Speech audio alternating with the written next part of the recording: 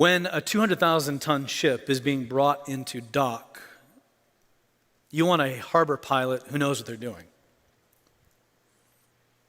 You want someone who understands the waters.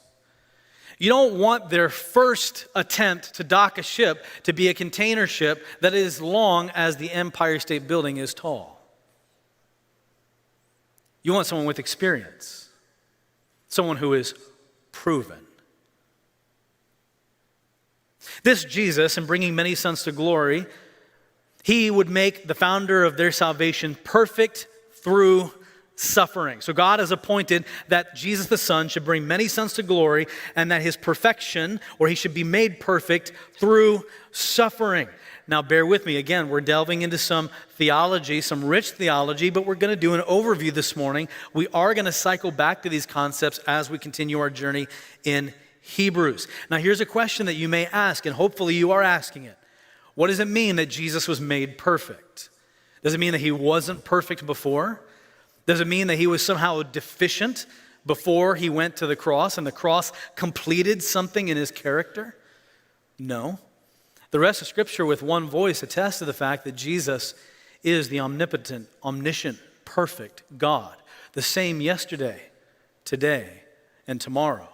You don't have to look any further, actually, than in chapter 1 when we see the grand Christology, this grand picture of Christ. And it says in verse 12 of chapter 1, you are the same and your years have no end. So he doesn't change. He was perfect yesterday, he's perfect today. So what does it mean that he became perfect or that he was made perfect? What it means is that his suffering, the suffering didn't make him perfect. The suffering proved his perfection. Did you get that? The cross and his sinless life proved to us and to the cosmos that which he already was. When you go to the Olympics, a lot of these runners, they can run 4.5 minute miles. I mean, they're just incredibly fast. But what the Olympics does with the stopwatch and the timer, it proves that which they already can do. Now the whole world can see that they can accomplish that feat. Jesus' suffering on the cross proved who he was, proved his perfection. Think about the rejection and the pain and the suffering and the hardship. You know, they say that when you get squeezed in life, what comes out is who you really are. Think about that for just a minute. When you get squeezed and the day is hard, what comes out? I blush. Oh, my wife and my kids, they know. I mean, I get tired. What happens? I get frustrated.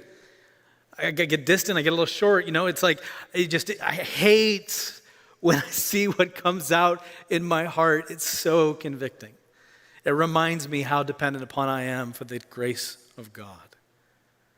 When we get squeezed, we see what's really in the heart.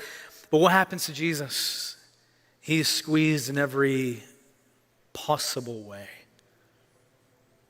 On the cross, he endures not only physical suffering, but actually so much more than that. He endures hell itself. He's rejected by everyone he loves, including for a time being his Father, who turns his back on him on the cross. And when Jesus is squeezed, as it were, what comes out of him? He looks down at his enemies and says, Father, forgive them, for they know not what they do. You see what the cross did? Not only did it accomplish salvation, it proves the very nature and perfection of Christ. And don't miss out on that. It proves who he said he was and is. He is proven